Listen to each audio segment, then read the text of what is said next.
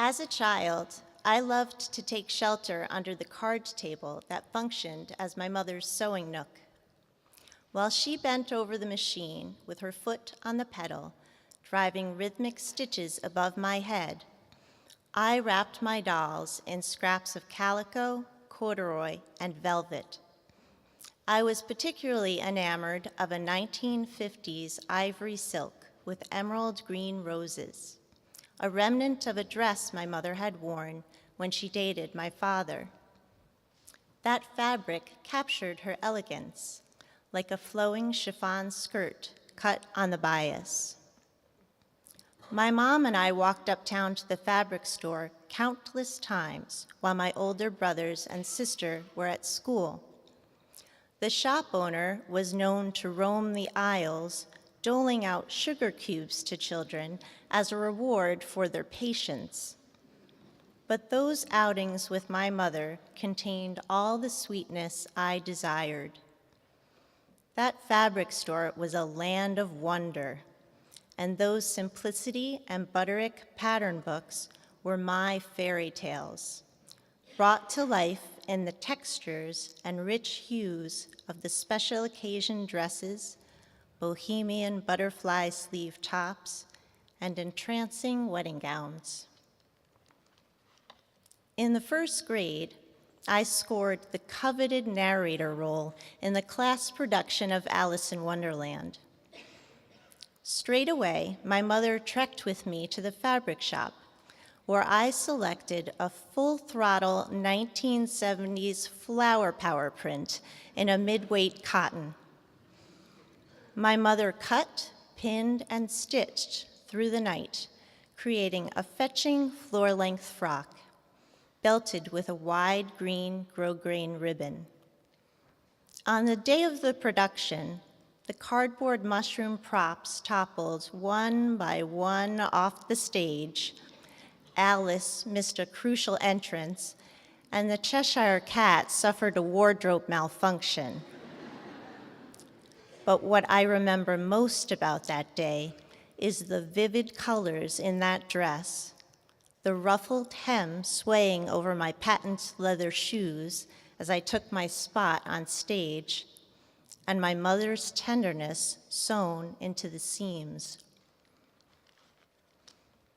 Long before the reusable lunch bag became popular, my mother fashioned a drawstring pouch out of a sturdy denim, which I obligingly carted to school, sandwiched at the cafeteria table amid a Star Wars lunchbox, a Holly Hobby thermos, and a bevy of brown paper bag-clutching third graders. I won a Halloween costume contest with my mom's spot-on calico Raggedy Ann apron dress. And when she casually whipped up a pilgrim costume for my sister to wear in the bicentennial parade, her daughter walked off the float with a blue ribbon in tow. My mom chose a white cotton eyelet for my high school graduation dress and took measurements for the batik curtains, which hung in my first apartment. As I was preparing to be married, my mother was in the early stages of Alzheimer's disease. At my wedding shower, the fog of her dementia lifted as I tore away the paper on her gift to reveal a beautiful Bernina sewing machine. As I wrapped my grateful arms around her, we both understood that she was draping me in a length of herself that she hoped would last long after she was gone. When my first daughter was born, my mother sewed a stuffed calico rabbit with a sweet embroidered expression and sent it along in the mail. By the time my second daughter arrived, my mom's condition was declining rapidly. I dug my childhood calico rabbit out of my treasured possessions box in the attic and gave it to my baby girl on her grandmother's behalf.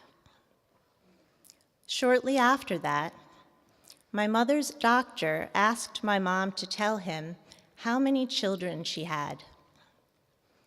She replied in earnest, "I think I have a son." Her seams were unraveling, and at the prospect of being lost to my mother, I was coming undone too. On the morning of my mother's funeral, family members approached the open casket to say their final goodbyes. When my turn arrived, I knelt before her frail figure and gently placed a tiny sliver of that 1950s ivory silk with emerald green roses into the satin folds of fabric sheltering her body. Now, each year, as Halloween approaches, I lay my sewing provisions on the dining room table with an air of cautious optimism. Not one of my costumes has come close to winning a contest. In fact, I hesitate to wash them as I fear that my stitches will not survive the spin cycle.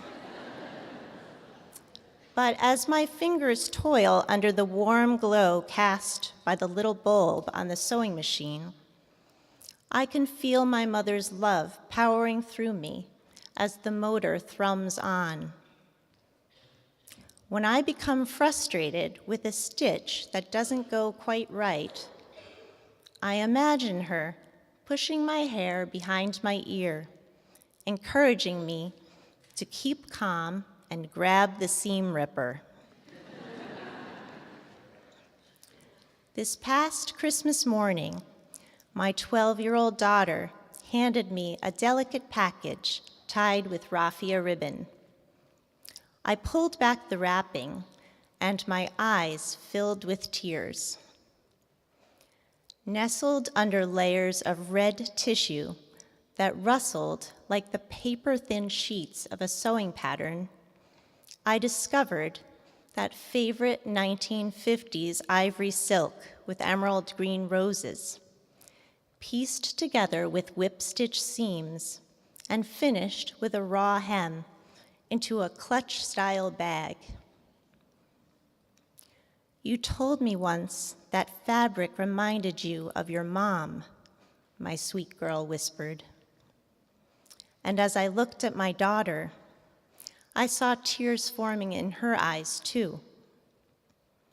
My mom had never held this child of mine in her arms, but she had touched her through my telling and retelling of who she was to me. I hope that I will never forget that moment of grace shared between my daughter and me. But what I witnessed in my daughter's eyes that morning made me realize that whatever moments I may forget, she will remember for me. And what she forgets will be remembered by the one to come after her.